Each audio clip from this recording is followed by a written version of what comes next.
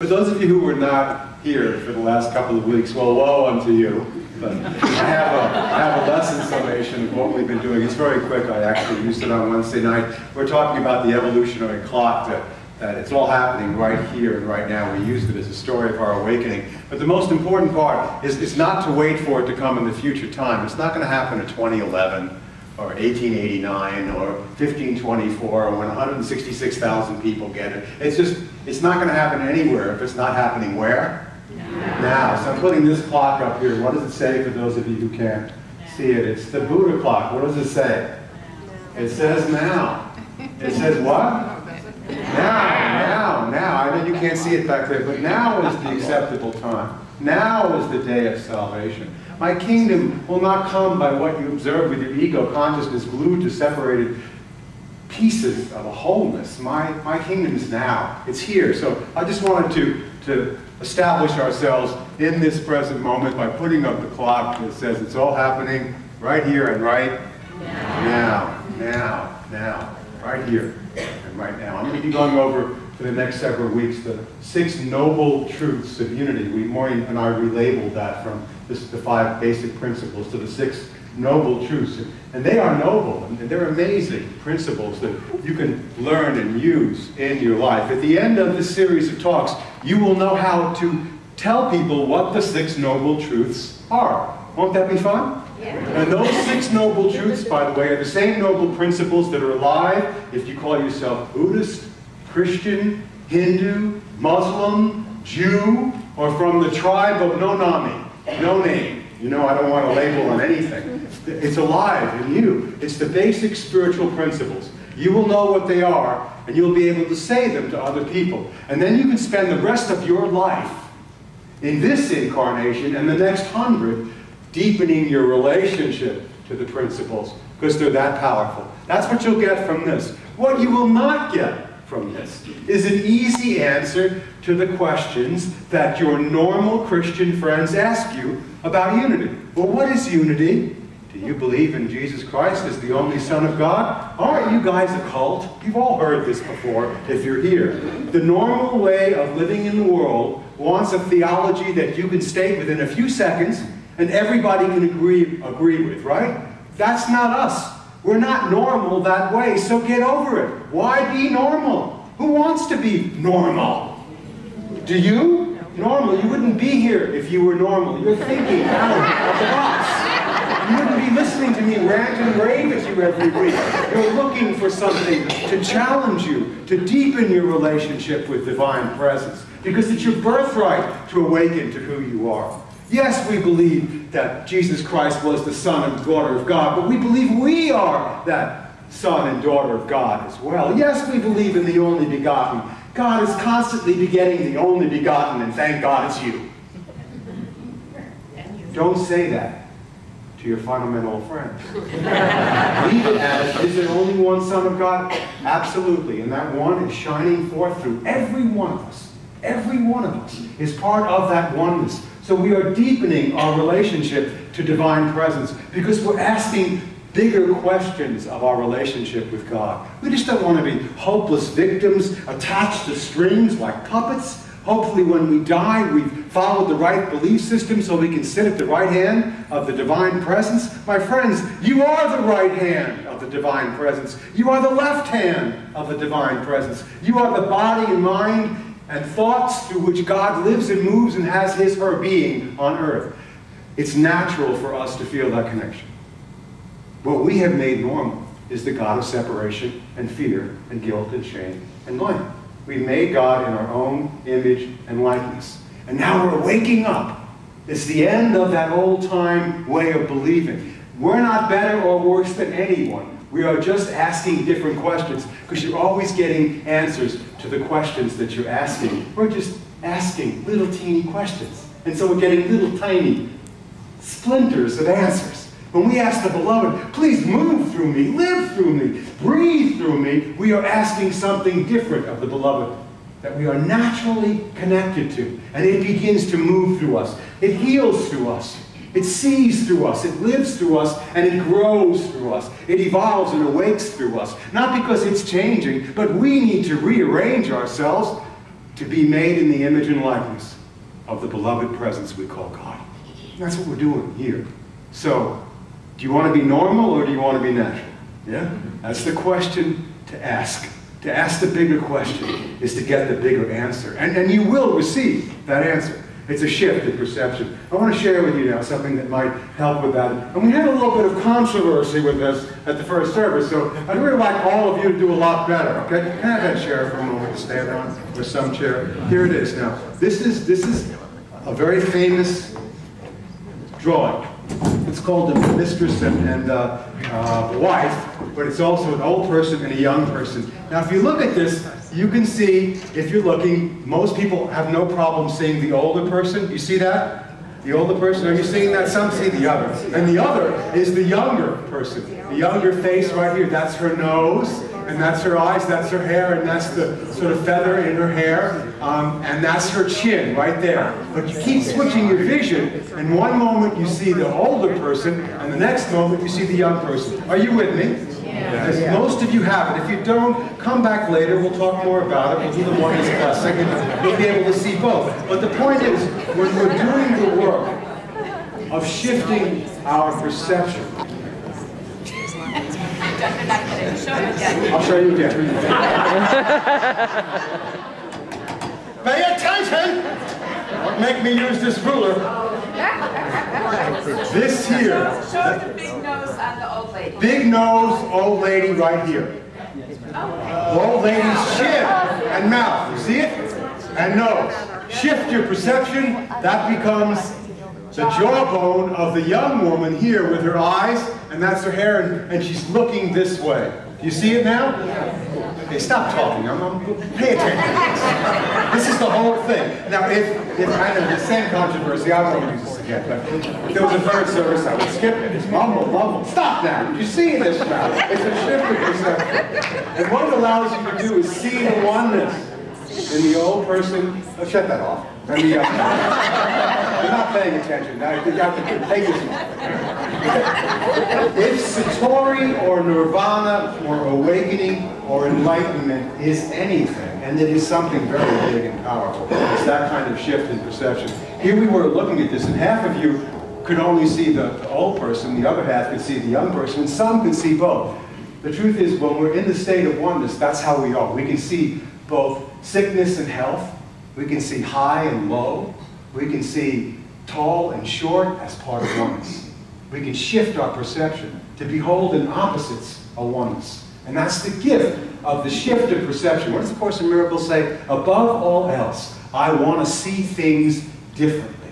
You know, to wake up in the morning and ask to have that shift in perception is to move into the one presence and the one power that we all share. It's to be able to look at what's going on in Egypt this week and the week before that and the week after that, to look at all the forms of separation, have great compassion for us, but not get caught in it again. Not to get caught up in the belief that this appearance is real. It's not. It's just an appearance. If we shift our perception to the awakening consciousness of a Christ being like Jesus was, like this healer is in front of us, he was able to stand there in the presence of oneness. And if you could join him in the perception, no matter whether he was sick or healthy, high or low, you would be healed in that moment of shifting your perception. The spiritual principles that we're teaching here, one presence, one power, in my life and in the universe, God, God, God, God is. God is. That is what's true. There's only oneness happening here, although it has many different forms and many different appearances. When we use the principle in our life, it really does help us shift our consciousness from getting lost in another round of forgetfulness again. It helps us wake up to who we are, and you can use it in your life immediately with immediate results. And it's really quite fantastic when you have that shift in consciousness, that awakening happening to you. I want to share a story that actually comes from Renee. This is, of course, my interpretation of what Renee said. See, the thing is, you are allowed to have your interpretation. Do you understand that? You are able to open up the Bible, or the Pali Canon, or the teachings of Krishna, and you have your interpretation, the one you can use in your life. None other really matters. If you can't use it in your life, what good is it? doesn't help you shift your perception, what good is it? So this one is my interpretation of going to see Rene. He was in the rehab. He had some surgery on his knee. And so he was telling the story about what happened to him. He went from the hospital where he had the surgery, got a couple of pain meds to help him with the pain. There was pain. And then he went to the rehab place. And when he got to the rehab place, they weren't treating him really well there. He asked to get some more pain medication because the stuff he was on was wearing off. And everybody said, well, the medical records haven't come over yet, so we can't give them to you yet, so you have to wait. And then he said they brought some food, and the food was lousy and stunk. You know, and he was sitting there feeling real sorry for himself. You know, I got this painful knee, and it's killing me, and they won't give me what I want, and the food stinks, and I'm gonna get out of here. I'm gonna call my sweetheart, get out of here, I'll heal better at home. But of course he couldn't move, so there was no going anywhere. So he needed to heal. So he decided he did everything he could do. It was time to take this to a higher power. There is one presence and one power in my life and in the universe. God the good, omnipotent. And he began to go into the pain, to feel the pain. Because pain is physical. Suffering is completely a choice. Pain is real. When pain is there, pain is present. It hurts. But when you are willing to go into it and not separate it out from your own body, but stay with it, there's something else that presents itself to you. And that's the glory of these teachings, that even in the midst of physical pain, we can know peace. Look at some of the greatest people on our planet who've done amazing healing work. They were, many of them, in deep suffering throughout their whole lifetime, and yet they were connected to something much greater than just the pain that we would all suffer greatly from. They had shifted their perception. And so Rene was saying, and he started to smile when he said it, he said, just all of a sudden, I was aware of something greater than this pain. And my suffering, as a result, diminished. And he began to sort of smile as he was telling the story with that Buddha smile. You know, that smile that you get when you just know something. And then he said, you know, at about 2 o'clock in the evening, in the night, in the middle of the night, I had enough of it, though. He pushed the call button again. You know, you got to push the call button. You don't just, but because it didn't happen the first time doesn't mean you don't push the button again. He pushed the call button. This time, a young woman about 21 years old, with the same name as your daughter, what's her name? Michelle. Michelle came walking in and said, hi, Mr. Perret, how can I help you? You know, can you see how God works? How can I help you? He said, well, I haven't gotten any pain meds since I left the hospital. Well, why not? Well, they took, that's ridiculous. I'll get you those pain meds. Would you like something to eat as well, too? You look like you're hungry. Do you feel this now? Sometimes you have to be denied the outer medicine to make the inner connection with the deeper truth. I love it, don't you? He had this big old grin on his face. It was so cool. He healed the separation in his mind and got what he needed to help him with his pain. Yeah, isn't that gorgeous? I had my own issue with this on Wednesday evening of that same day. And some of you who were in class heard the story, but you'll have to hear it again. Pretend you don't know the punchline. And I was on the web, and I was looking up this website, infomercial from Unity of Ventura. And my friend of mine, who's the minister there, Kathy Norman, said she did an infomercial. I should look at it and see how I liked it. It was nice. I liked it. Yeah, you know. I said, that was nice. I liked it. Brad is our photographer. He's looking, going, okay. But I liked it. I thought it was good. It was simple and direct. And then I went on our website and looked at our website, which is constantly in process, and I looked at my YouTube talks of the filming of my favorite storyline, me.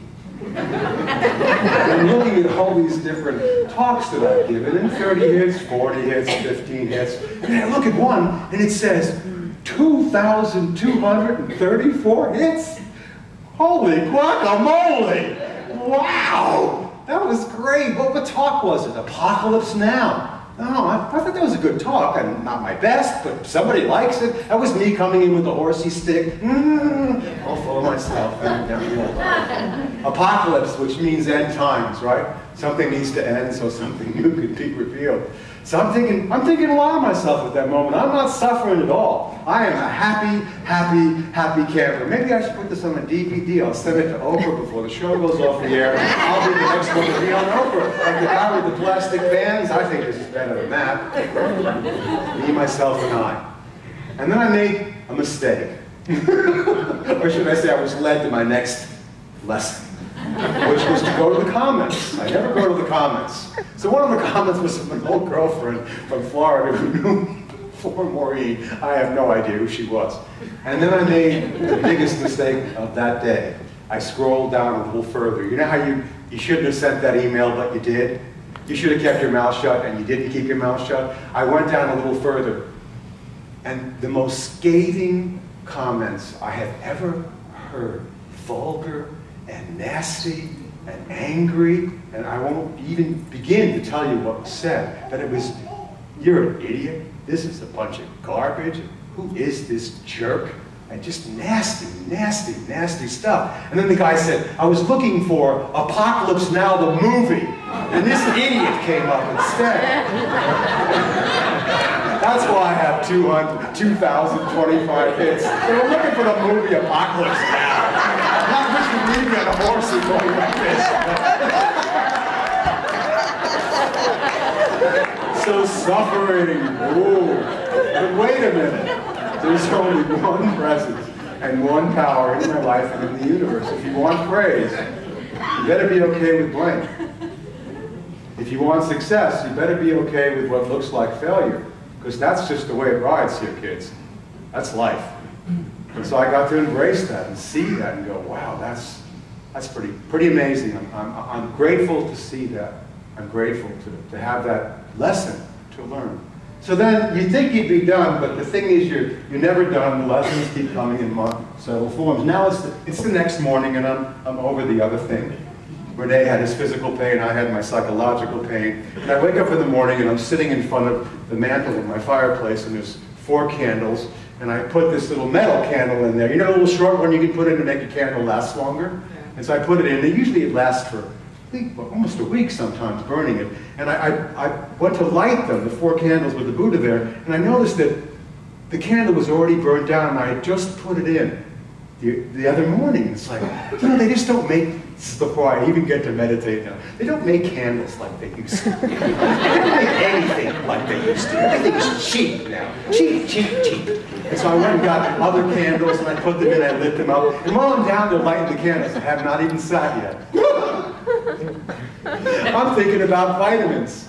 You know, vitamins, natural vitamins. Remember when you used to get natural vitamins? How many did you get in a bottle? 100. Well, all of a sudden, it became 90 for the same price. And then 90, well, let's see if they say anything. No one did. It became now, well, 50. And now it's 30. You know, I'm so tired of everybody cheapening everything up and the same price and these stupid candles and the whole world is just a great big mess. And I stood up. I stood up to go take my seat in meditation. Bam! I slammed my head on top of the fireplace mantle. And I mean, you know when you stand up and you expect to stand up? Bam! It stars. I am like, oh my God. Literally, I'm going, whoa. That was called early correction. That was my diksha for the morning. To get back on track again. I'm never going to be able to fix all these stupid little non-existent problems.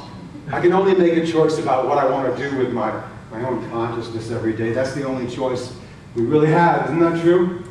Isn't that true? And sometimes I need to see stars in order to get that lesson right away. And I was actually grateful I didn't need to continue that throughout the day. I got it, a big lump on my head. I got it. Last one. During the war, my husband was stationed in an army training camp in the Mojave Desert in California. I went to go live there in order to be near him. My husband was ordered out on maneuvers in the Mojave Desert. I was left in a tiny shack alone. The heat was unbearable. 125 degrees in the shade of a cactus. Not a soul to talk to. The wind blew incessantly. All the food I ate, the very air I breathed, was filled with sand, sand, and more sand. I was so utterly wretched about the whole thing and feeling sorry for myself. I wrote a letter to my parents. I told them I was giving up and coming back home. I couldn't stand it 1 minute longer. I'd rather be in jail. My father answered my letter with just 2 lines. 2 lines, which shall sing in my memory for the rest of my life. 2 lines that completely changed my perspective. 2 men looked out from prison bars One saw mud, and the other saw stars. Do you hear that now? That's two men looked out from prison bars. One saw mud and what's wrong. The other saw stars. One looked at a knee and said, I'm in pain, and it's not working, and I can't stand this, and everybody stinks. And the other had a shift in perception. Became not just a being stuck in a bed with a painful knee, but a holy God incarnate with a possibility for awakening. Inspired by my Father, I turned my living hell into an incredible paradise. I discovered a whole new world of wonder by learning about prairie dogs, watching the desert summer, hunting for seashells that had been left there millions of years ago when the sands of the desert had been an ocean floor. My life completely changed around. I became a teacher of what's called ordinary magic. What brought about this astonishing change in me? The Mojave Desert hadn't changed. But I had. I changed my attitude of mind, and in so doing, I transformed a wretched experience into the most exciting adventure of my life. I had looked out of my self-created prison and found the stars. This is us. These are these spiritual principles. This is how we act out and play out these principles in our life. Our perception shifts, and whether you're actually going through real physical pain or psychological suffering, whatever it is for you, these principles will help you do the deeper inner work, to not get caught up in the appearances, but to see the oneness behind everything that looks like it's separate. It's the great gift of these practices, to shift our perception. So let's go to our lesson summation for a moment and take a look at a few things we might have said, hopefully. Look like you got it, because I did not mean to do that. The one is now through. But look, it's our Lord, the invisible substance present on earth. I mean, it all works. When you make it work, it's all God. It's all part of one presence. So the normal way the world comprehends its relationship to God is through the belief that we are separate from God. This is not natural. We've made it normal, but it is not natural. The six noble truths of unity and all wonderful teachings give us a framework we need to help us reverse our own misperception. And the brain can literally be taught to see oneness instead of separation. That's all the practices are about, doing that. When we begin with this first noble truth, there is only one presence and one power in the universe. Yes, God, the good, omnipotent.